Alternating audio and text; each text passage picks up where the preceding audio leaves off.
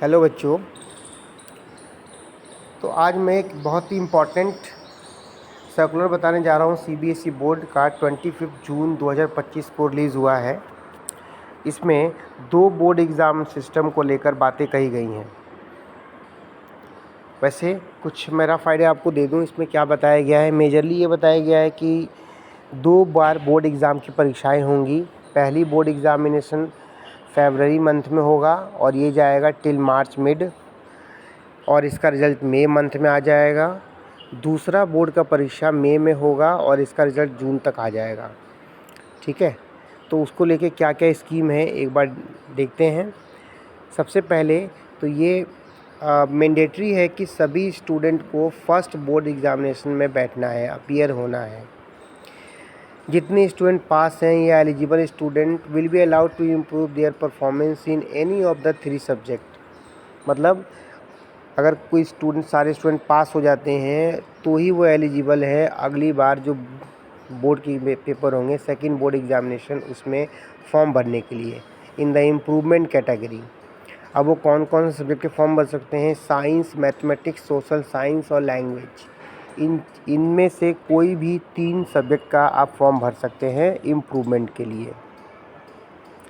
अगर पहली बार जो बोर्ड एग्ज़ामिनेशन होगा उसमें 3 और मोर सब्जेक्ट में आप अपीयर नहीं होते हैं तो सेकंड बार बोर्ड एग्ज़ामिनेशन में आप नहीं बैठ सकते। इसके लिए आपको इसेंशियल रिपीट की कैटेगरी में रखा जाएगा और इसके अधीन फिर आप नेक्स्ट ईयर फरवरी में जब मेन एग्ज़ाम होगा तो उसमें आप पेपर दे सकते हैं। अगर सपोज़ कीजिए पहले एग्ज़ाम में किसी की कंपार्टमेंट आ जाती है तो ऐसी स्थिति में वो सेकंड एग्ज़ामिनेशन में कंपार्टमेंट की कैटेगरी में बैठेगा स्टूडेंट। ठीक है, एडिशनल सब्जेक्ट के लिए कोई इम्प्रूवमेंट नहीं है, वो बच्चा नहीं बैठ सकता नेक्स्ट एग्ज़ामिनेशन के लिए। अब कुछ स्पेशल कैटेगरी के स्टूडेंट हैं, उनके लिए इसमें क्या बेनिफिट होने वाला है। जैसे सपोज़ कीजिए कि एक स्टूडेंट हैं और उनका स्पोर्ट्स डेज़ जो भी स्कूल में होते हैं, कोई भी है, मेन स्पोर्ट्स हो गया, वो उनका डेट और एग्ज़ाम का डेट फर्स्ट एग्ज़ामिनेशन का सेम पड़ गया तो ऐसी स्थिति में वो सेकंड बोर्ड एग्ज़ामिनेशन में अपीयर हो सकते हैं। Winter bound school. अब विंटर बाउंड स्कूल्स क्या होते हैं? जो स्कूल सर्दियों में काफ़ी टाइम तक बंद रहते हैं। जिन शहरों या राज्यों में सबसे ज़्यादा ठंड पड़ती है और गवर्नमेंट को छुट्टी अनाउंस करनी पड़ती है तो उन स्कूलों को विंटर बाउंड स्कूल्स कहते हैं।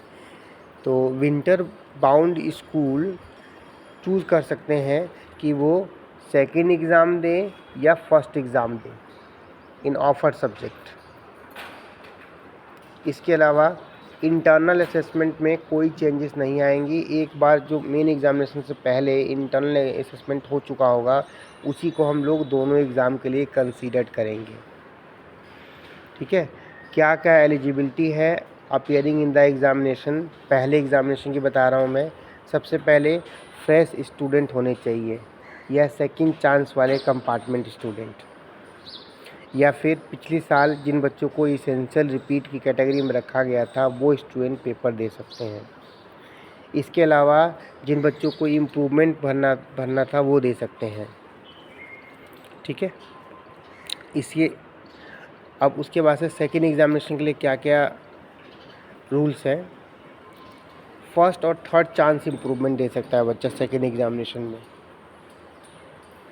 या कंपार्टमेंट हो या इम्प्रूवमेंट का फॉर्म भरना हो बच्चों को, या इम्प्रूवमेंट का फॉर्म भरना हो तो बच्चा दे सकता है। ठीक है, अभी syllabus and scheme of examination क्या है। देखो, आप चाहे फर्स्ट एग्ज़ामिनेशन दे रहे हो बोर्ड की परीक्षा का या सेकेंड एग्ज़ामिनेशन आप दे रहे हैं, पूरी सिलेबस आएगा, फुल सिलेबस आएगा आपका। कोई सिलेबस में चेंजेस नहीं है, ना मार्क्स में चेंजेस है, ना पेपर के पैटर्न में चेंजेस है, कोई चेंज नहीं होगी। दोनों में पूरा का पूरा सेम टू सेम आएगा। फिर